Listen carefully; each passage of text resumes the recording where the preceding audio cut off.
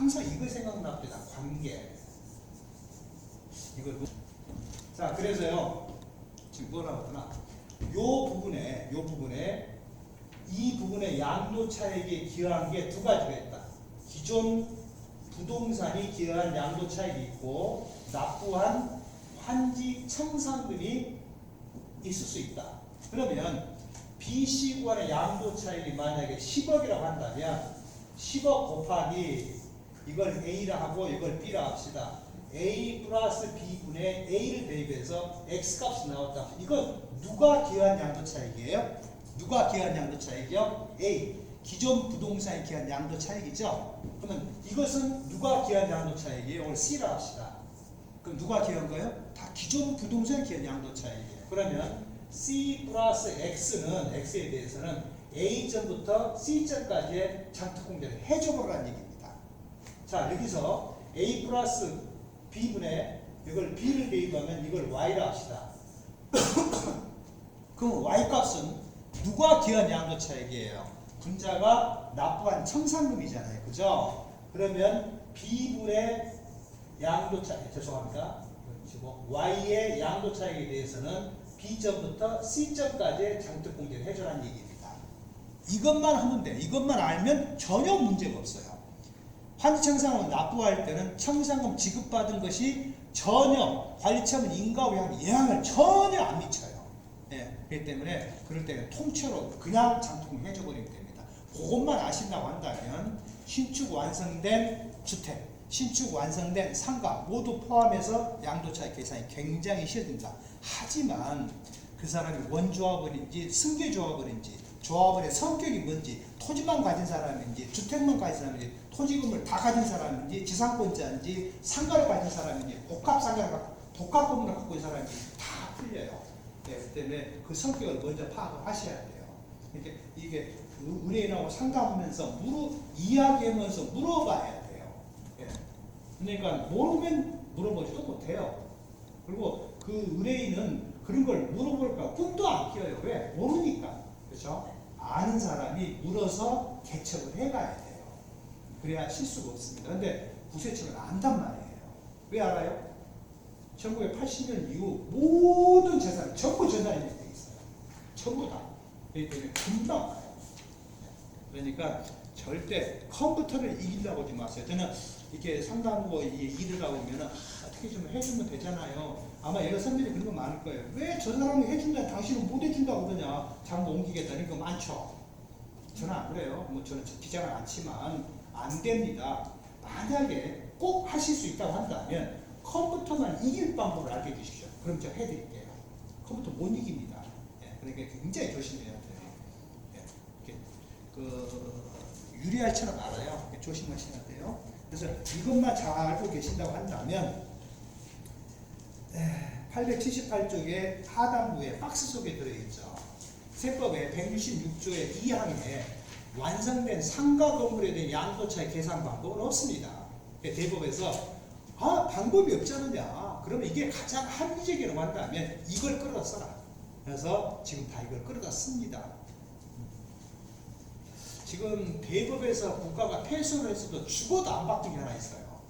뭐가 있냐면 장기부의 특별공제예요. 기존 주택을 헐고 주택을 새로 신축했을 때에 새로 신축한 건물을 양도한다면 장기부의 특별공제를 새로 신축한 완성일로부터 양도를 할 거냐, 기존 건물이 있을 때부터 할 거냐.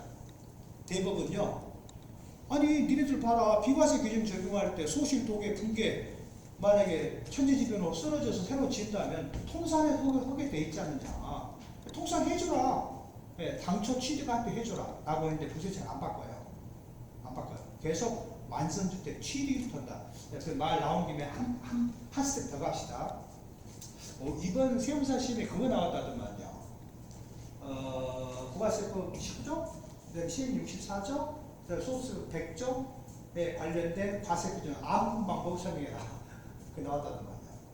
근데 뭐가 지금 발생이냐면요, 건물값을 제로로 했을 때 어떨 거냐. 두 가지 문제예요. 사자마자 건물을 했을 때 건물의 취득가액을 토지의 자본적 지출로 인식을 해서 토지 양도차익 계산할 때 뺄 거냐, 안 뺄 거냐. 그래서 이렇게 하면 돼요.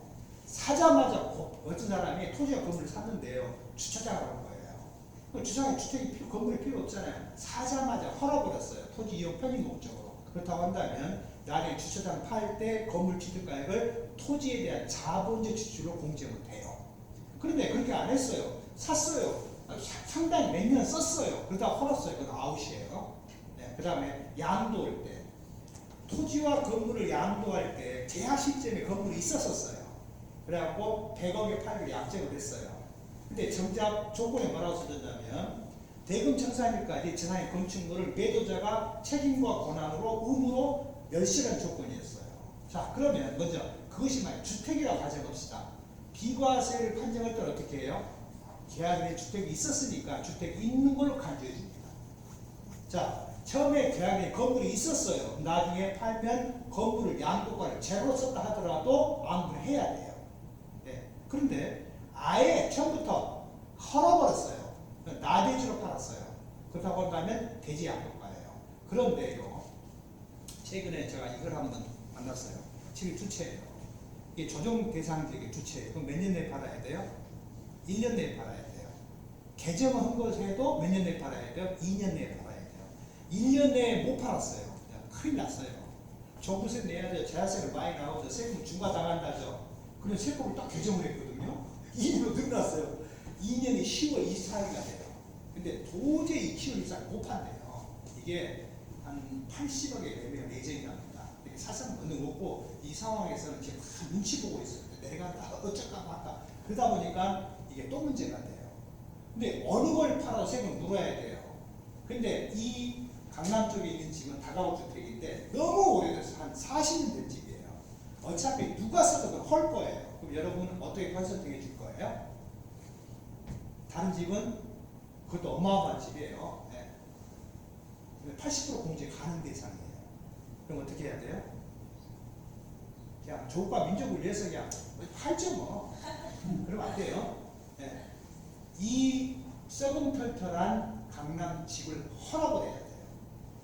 헐으면 뭐가 돼요? 나대지가 돼요. 그죠? 그러면 이쪽에 있는 몇십억짜리 아파트 팔면 비과세가 돼요. 그죠? 그죠? 네, 그것도 한 방법이에요. 도저히 안 될 때는. 그 다음에 또 도저히 안 될 때요. 오죽했으면 우리 소득세법에 88조 용어지정에 세대 기준에 나오죠. 배우자는 영원한 동일세대다. 배우자가 만약에 이혼했다면 계속해서 사실상 혼인을 유지하고 있다면 뭘로 봐? 동일세대로 봐. 배우자가 봐. 세법에 그런 기준도 있어요. 왜냐면 예전에 그랬거든요.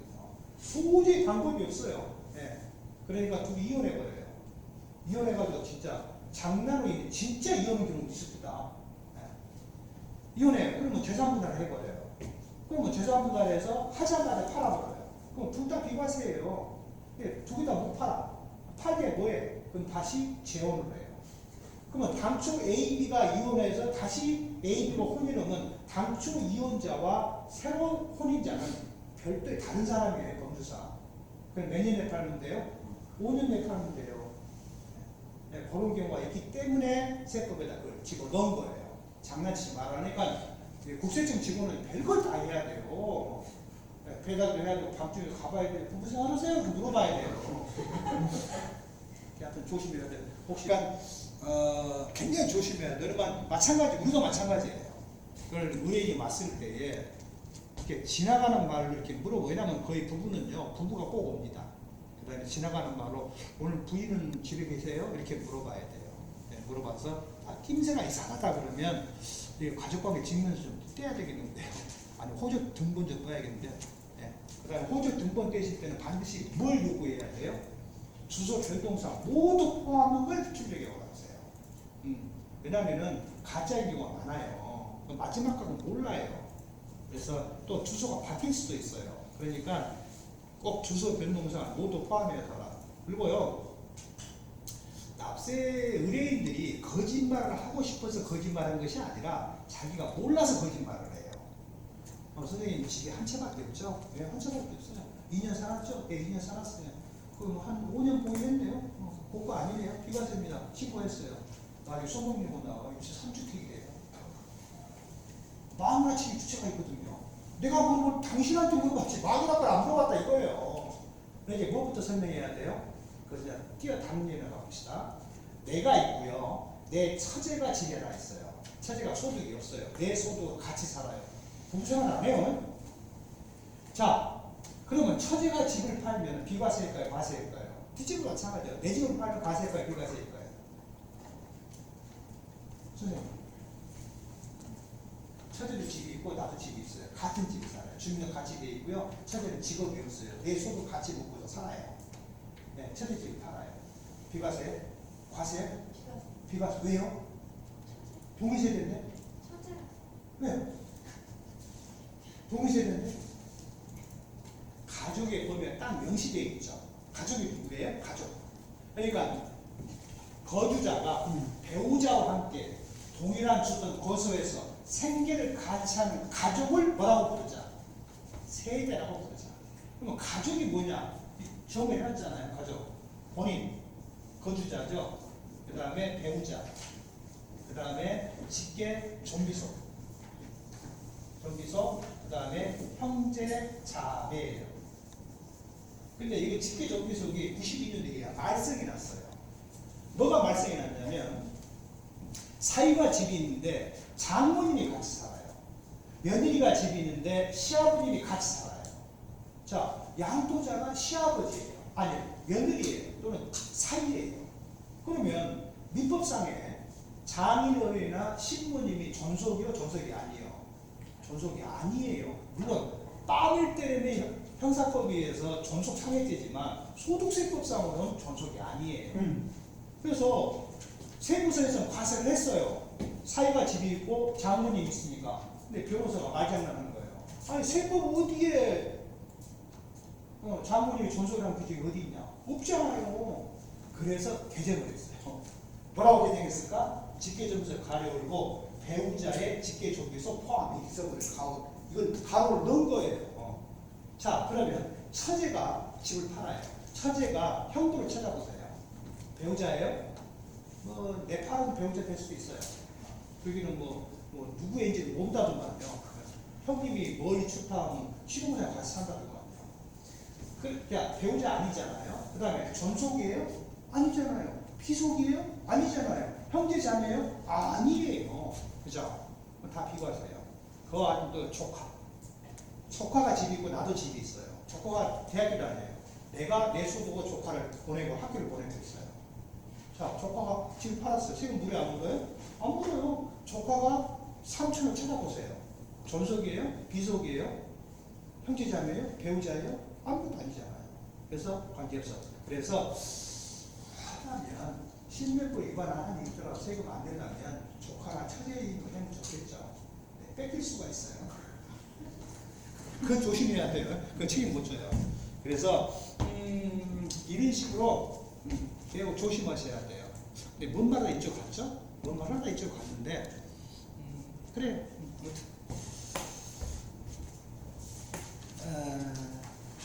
네, 신축상가는 그렇게 하고요. 그 다음에 881쪽은 뭐 큰 문제는 없는데요. 상가 하나를 제공하고 만약 세 개를 받아 어쩔래라는 얘기인데요. 뭐 그건 마찬가지예요. 똑같은 얘기니까 큰 무리는 없고요. 그 다음에 승계조합원의 재건축 완성된 아파트요. 재건축 완성된 아파트다. 승계조합원이다. 그럼 취득식이 언제예요? 아까 승계조합원 구분방을 이미 설명을 드렸어요. 그러면 그 승계조합원은 자기건설주택 취득인 거예요. 그죠?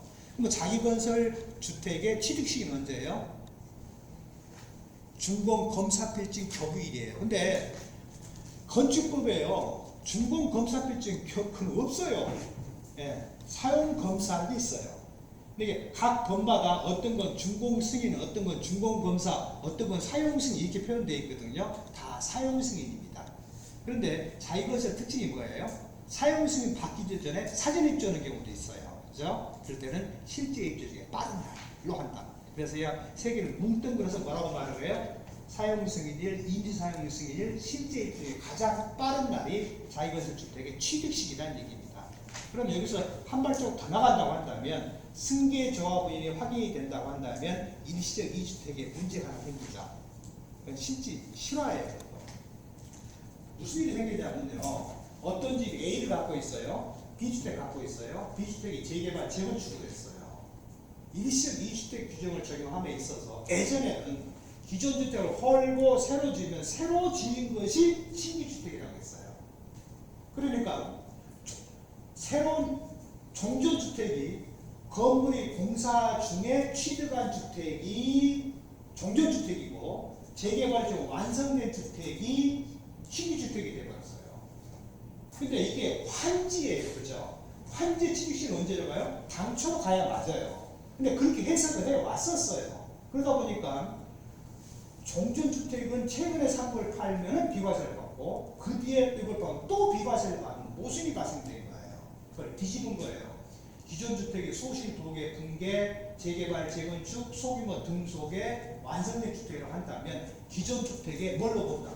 연장으로 본다라고 2009년에 A로 바꿔버렸어요. 그러면 A라는 주택이 재개발, 재건축 오늘 완성이 됐어요. 요때 B라는 주택을 갖고 있었어요. 그럼 B주택이 무슨 주택이 돼요? 신규주택이에요. 이 집이 뭐예요? 종전주택이 돼요. 그죠? 그러면 일시적 2주택은 요것이 완성돼서 몇 년 내에 팔아야 돼요? A를 2년 내에 팔아야 돼요. 예. 그러니까 약간 차이점이 있어요. 그래서 조심하셔야 돼요. 그 다음에 882쪽이나 883쪽까지는 아마 다 설명을 드렸으니까 뭐 의미 없어요. 그러니까 여러분들이 이 산식만 잘 기억하신다고 한다면 읽을 것 말 것도 없어요. 그냥 배우면 돼요.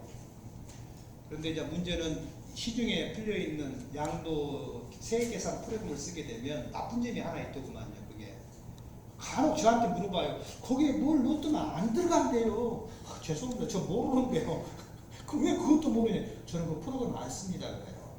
근데요, 그 프로그램을 쓰게 되면 좋은 점은 있어요. 빨리 할 수도 있고 좋은데 잘못 들어가면 쓰레기가 나와요. 잘못 넣어버리면. 그 다음에 어디서 틀린지는 못 찾아요. 그 세액계산 내에 쭉 나오잖아요. 내가 관련 산식을 다 머리에 놓고 있다고 한다면 아 이거 잘못됐구나. 아 이 말이 이 말인 것 같구나 라고 추정 또는 확인할 수가 있겠지만 그냥 이것도 모르는 상태에서 그냥 부른 대로 넣었는데 답이 나왔어요. 그래서 그래 신고를 해버렸어요. 일단은 세무사에서는 잘 모릅니다. 아무튼 그래서 재개발 재건축은 심사숙고하고 조심조심 해야 돼요. 뭐 다시 한번 쳐다보고요. 그리고 좀 힘드시지만 글고는 아니고 그리고 조심하실 것은 직접 한번 엑셀로 해보세요. 엑셀로 직접 계산식을 짜서 셀 몇 번을 곱해서 뭘 빼서 뭘 곱해라. 명령을 딱 만들어놔요. 나중에 검증할 때요. Alt F2만 누르면 계산식이 쭉 보여져요. 이게 선을 그어서 보여져요. 잘 아시겠지만. 그러면 각종 많은 산식들 절대 안 잊어먹습니다. 그리고 딱 의뢰인이 와서 이야기를 하보면 머릿속에 계산을 해요. 지금 요렇게 가면 되겠구나. 그러면 세금도 얼마 전에 알아요. 그러면 내가 수수료 받을 것도 계산할 수 있죠. 그죠? 꼭 엑셀로 한번 꼭 해보세요. 뭐 세법전을 꼭 읽어보시고 일하시고 꼭 엑셀을 해보세요. 네. 그리고 엑셀 작업을 다 끝내면 그걸 가지고 신고서를 만드시면 실수가 없어요. 그리고 언제든 전화 와도요. 그것만 눌러보면 돼요. 모르는 거. 근데 전화 안 오지 마.